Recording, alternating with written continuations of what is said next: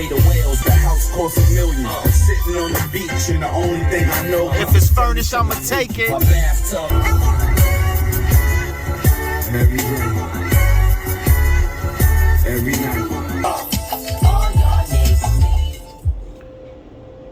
YouTube was good. It's your guy, not your average trucker. Back at it with another video. Coming to you on a, I think today's Sunday, like April the, I don't know, man, maybe the 11th. Maybe the 10th, I don't know. You know, I don't never know the date. Out here in the car wash, man. Apologize for the noise.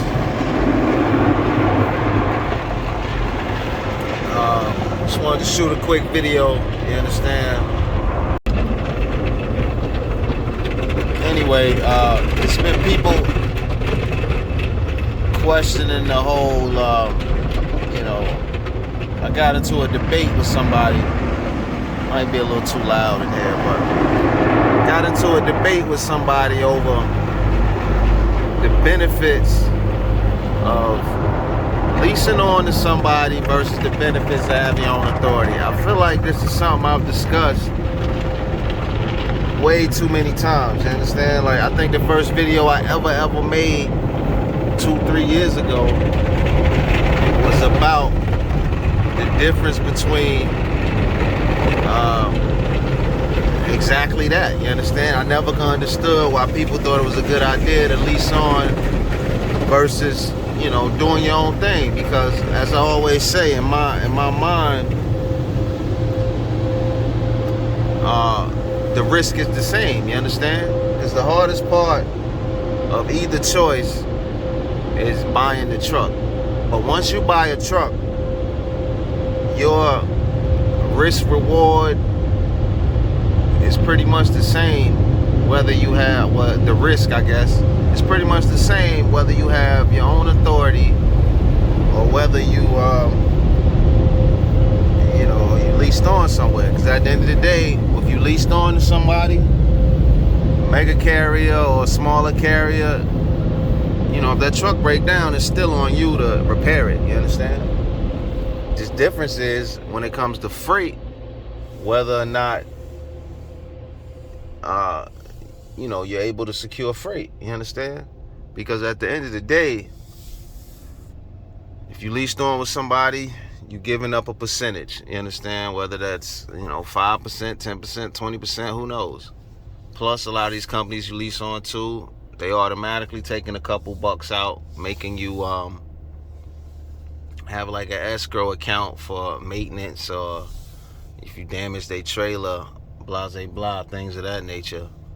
So I just never understood the benefit of it, you understand? A lot of people are like, yo, I'd rather have a lease situation because if, you know, they always got freight, you understand? Yeah, but when you think that, the joke is on you. Because like I say, I'm a broker too, and whenever I post loads, I get larger carriers actually reaching out to me about loads I post.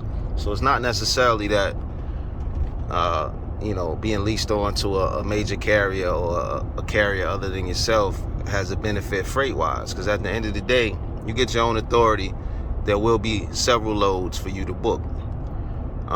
Like I say, I've always looked at myself as one who doesn't necessarily like dealing with a middleman if I don't have to, you understand? I don't like somebody, you know, profiting off of me for doing nothing. But at the end of the day, you know, once you set your rate, if you are satisfied with what you're getting, I guess it doesn't matter what the middleman is getting. But I say all that to say, it will never make sense to me to lease on to somebody else. A lot of people, they hit you with the excuse of, nah, man, you know, I'm just going to be an owner-operator for a couple years so I can save bread and then get my own authority and, you know, wild out in the club. And I'm like, that shit still don't make sense, because at the end of the day, you have the asset, which is the tractor, right?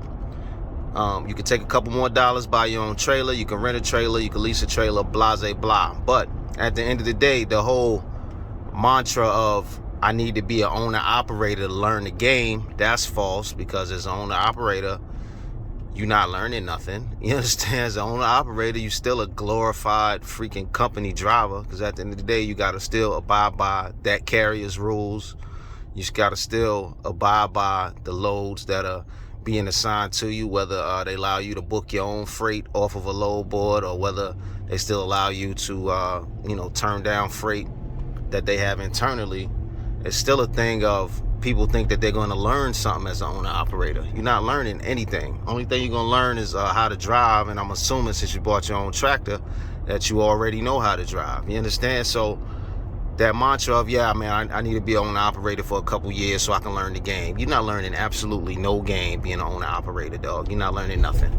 They're not letting you negotiate with customers and bring in your own customers and all that. That's not happening.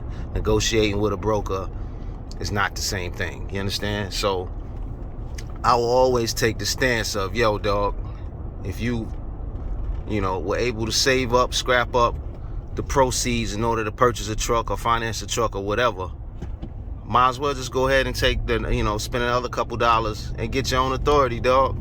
Because the game is the same, but the benefits are a lot more. You understand? Closed mouth don't get fed, scared money don't make no money. All of that cliche stuff is just fact. You understand? Like being scared to do your own thing because I'd rather just stay with this, unless you sign up to a freaking carrier that just has unbelievable freight where you making freaking $15 a mile, then, do you. But at the end of the day, I just rather stand on my own 2 feet, period. So for all the people that message in my throwback videos, my mantra is still the same. My thought process is still the same. Owner operators is for the birds, dog. Period. I will never, ever, even the people, back in the day when I first started, I used to lease carriers on, and the whole time I'm telling them, look, man, I don't know why you want to rock with me when you can do it yourself. Like, you know what I'm saying? I done cost myself money because I always felt it was better for them to do their own thing. And it's more of a fear thing. You don't know what you don't know. So, most of the time, the people that choose to be owner operators is more of a fear thing. Oh man, I just don't, I don't know where to get freight from. I don't know how it will work out. And it's like, at the end of the day, that's the good thing. If you jump out the window, spend a stack or more, obtaining your own authority, and you get out there and you feel like it's too overwhelming for you, then at that point you can say, nah, I'd rather be a glorified company driver. And you can take that truck and go backwards and be a freaking owner operator. But I'd rather you start out with your own authority and go backwards than to waste your time being an owner operator for years and years and years and then decide I want to get my own authority. Because it's like, dog, you could have been did that. Running around in quicksand for absolutely no reason. But it's your guy, not your average trucker. Thought I'd throw that out there, man. People asking me if my mindset changed. Nah, my mindset ain't never changed. Ain't never gonna change, man. Be a boss up, do your own thing. You understand? Period. If you don't believe in you, why somebody else gonna believe in you? And secondly, do I take on owner operators? The answer is no. I did that early in the game. I looked out for some friends that, got their own truck and was trying to figure things out. But at the end of the day, every time I've tried to take on an owner operator, I've gotten burned in the end. You understand? The shit don't work out. Because I don't want your money. So me charging you 10% or whatever ain't really worth my time, one. And then two, at the end of the day, you picking up that load, you running under my name, yet I can't control you because it's your truck. So, you got dudes want to be late, dudes that don't want to deliver on time and all that. I just don't have time for games, B. But it's your guy, not your average trucker, out here at this Lowe's, about to pick up some stuff to do a little yard work, man. Hope all y'all out there is easy, all y'all out there is good, and anybody that's on the brink of, anybody that's on the brink of deciding whether or not to get your own authority or to, sign on, take this message from me, dog. Do your own thing, man. At least try it.